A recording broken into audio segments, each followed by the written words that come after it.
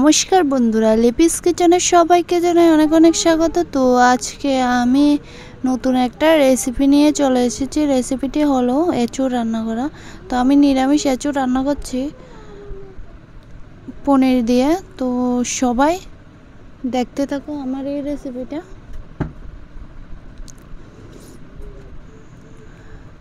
রেসিপিটা যদি তোমাদের ভালো লাগে তাহলে আমার চ্যানেলটিকে লাইক এবং সাবস্ক্রাইব করে যাবেন।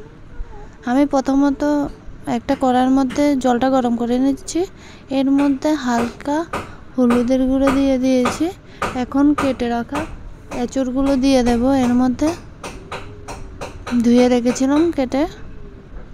তো এটা দিয়ে আমি একটু হালকা সিদ্ধ করে নেব। আঁচটা দিয়ে দেব আমি হাই হিটে। এখন ঢাকা দিয়ে রেখে দেব। সেদ্ধ হয়ে আসলে আমি নামিয়ে নেব। দেখো বলক চলে এসেছে। তো আমি এটাকে নাড়াচাড়া করে চুলার আঁচটা কমিয়ে আমি এঁচোড়টাকে চুলা থেকে নামিয়ে নেব ছেঁকে ছেঁকে। এভাবে একটা বাটির মধ্যে নিয়ে নেব।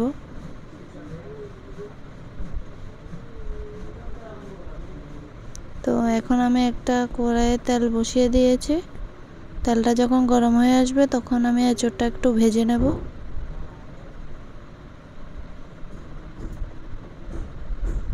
তো এর মধ্যে দিয়ে দেব সামান্য পরিমাণ লবণ,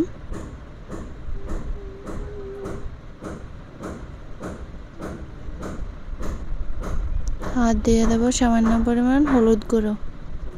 তো এটাকে ভালো করে আমি একটু ভেজে নেব এঁচোড়টাকে।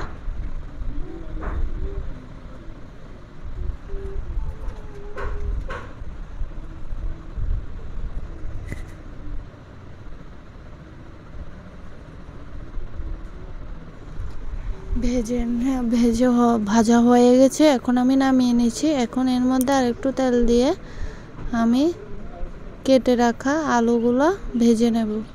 আমি একটা আলু নিয়েছি, এটাকে গোল গোল করে কেটে রেখেছি। তো এটা আমি কড়াইয়ের মধ্যে ভেজে নেব। একটু লবণ দিয়ে দেব সামান্য পরিমাণ, আর একটু হলুদ দিয়ে দেব। মিডিয়াম আছে এটাকে আমি আলুটাকে ভেজে নেব। যেভাবে তোমরা আলু ঘরের মধ্যে ভাজো রান্না করার সময়, ঠিক সেভাবে ভেজে নেবে। আলুটা ভাজা হয়ে আসলে ভালোই হবে ভালো করে। তো আমি কাঁচা লঙ্কা আদার টুকরো নিয়েছি, এটা আমি বেটে আনবো। তো এর মাঝে আমি পনিরের টুকরাগুলোকেও ভেজে নিয়েছি। তো এখানে আমি আদা আর কাঁচা লঙ্কা বেটে এনেছি। আর দিয়ে দেব ছোটো চামচে 2 চা চামচ লবণ দিয়ে দেবে স্বাদ অনুযায়ী। তো দিয়ে দেব আধা চা চামচ হলুদ গুঁড়ো, আর দিয়ে দেব 1 চা চামচ লঙ্কার গুঁড়ো, আর দিয়ে দেব জিরা এবং ধনের গুঁড়ো 2 চা চামচ।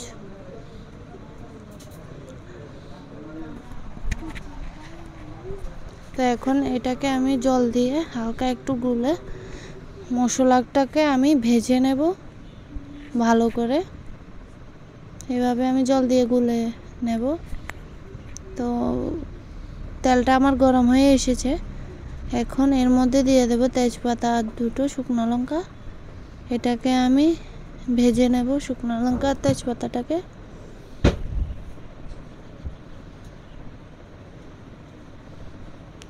ভাজা যখন হয়ে আসবে তখন এর মধ্যে দিয়ে দেব 5 ফোড়ন 1 চা চামচ। তো এটাকে ভালো করে ভেজে নিতে হবে। তারপরে গুলে রাখা আমি মশলাগুলি দিয়ে দেব। দিয়ে এটাকে আমি ভালো করে মশলাটাকে ভেজে নেব।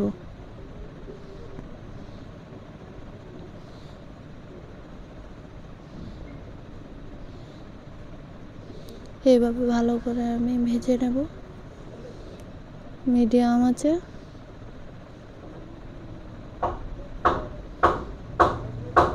দেখো আমার ভাজা হয়ে এসেছে। এখন এর মধ্যে এঁচোড় ও আলুর টুকরোগুলো ভেজে রাখা এঁচড় আর আলুগুলি দিয়ে দেব একসাথে। তো দিয়ে এটাকে আমি এভাবে নাড়াচাড়া করে নেব, আবার একটু ভেজে নেব 2 মিনিট। এভাবে 2 মিনিট আমি ভেজে নেব। তো এক সাইডে আমি জল গরম বসিয়ে দিয়েছি। সব সময় চেষ্টা করবেন জলটা, গরম জলটা দেওয়ার জন্য। গরম জলটা দিলে কিন্তু ভালো হয়। তো আমি গরম জলটা দিয়ে দিচ্ছি।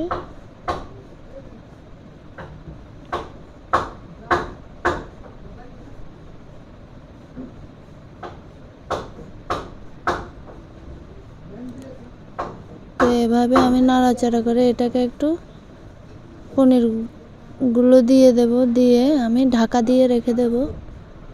ঢাকা দিয়ে জালটা কিন্তু আমি বাড়িয়ে দেব।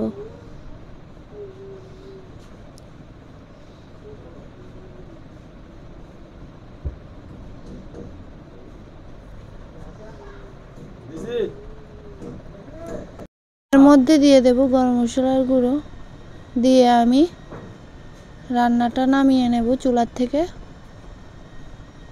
আমার হয়ে গেছে। অতি সহজে বাড়িতে বানিয়ে নিতে পারেন। তো আমার এই রেসিপিটা যদি তোমাদের ভালো লাগে তাহলে আমার চ্যানেলটিকে একটা লাইক এবং সাবস্ক্রাইব করে দিয়ে যাবেন।